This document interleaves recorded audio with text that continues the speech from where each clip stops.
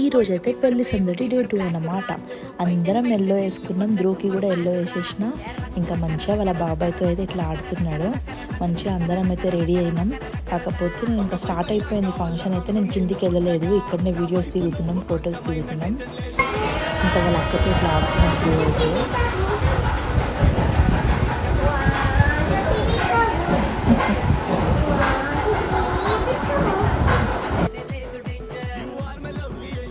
Function అయితే ఇట్లా అవుతుంది. ఇంకా పెళ్ళి అనగానే మనం ఎట్లా రెడీ అవుతాం, అసలు ఏం వేసుకోవాలి, ఏ శారీ కట్టుకోవాలి, ఏ జ్యువెలరీ వేసుకోవాలి, ఇవే మైండ్లో రన్ అవుతూ ఉంటాయి కదా అందరికీ.